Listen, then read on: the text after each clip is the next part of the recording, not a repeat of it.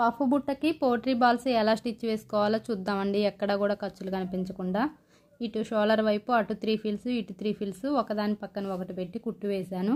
మనకి కింద వచ్చేసి ఒకదాని పైన ఒకటి ఎక్కిచ్చేలాగా ఇలా దగ్గరగా అయితే పెట్టి కుట్టు వేశాను. ఇలా కుట్టు వేసామంటే పఫ్ చాలా నీట్గా కనిపిస్తుంది.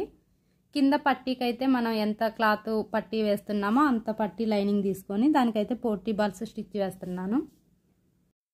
ఇలా లైనింగ్ మొత్తం స్టిచ్ వేసుకున్న తర్వాత దీన్ని మనం శారీ క్లాత్ ఉంటుంది కదా దానిపైన పెట్టి ఇలా కుట్టు వేసుకున్నామంటే ఫస్ట్ వేసుకున్న కుట్టు మనకి కనిపిస్తుంది కాబట్టి అదే కుట్టు మీద ఇప్పుడు కుట్టు వేసుకున్నామంటే పోట్రీ బాల్స్ అన్నీ ఒకే సైజులో నీట్గా వస్తాయి. ఎక్కడ కూడా మనకి అంటే ఎక్కువ తక్కువలు కనిపించకుండా ఫినిషింగ్ చాలా నీట్గా అనిపిస్తుంది. ఇప్పుడు ఇవి రెండు జాయింట్ చేసుకునేటప్పుడు అయితే చాలా జాగ్రత్తగా చూడాలండి.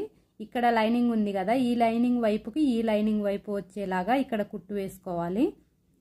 హ్యాండ్కి మనం కింద పట్టీ లైనింగ్ వైపు హ్యాండ్ లైనింగ్ వైపు వచ్చేలాగా వేసుకున్నామంటే ఖర్చు అయితే ఇలా మధ్యలోకి వెళ్ళిపోతుంది. శారీ క్లాత్ ఇంకో వచ్చేసి నేనైతే పైపింగ్ వేశాను నీట్గా ఉంటుందని చెప్పేసి. పైపింగ్ వేయకపోయినా కూడా ఇలా మడత పెట్టి ఇలా కుట్టేసుకోవచ్చు.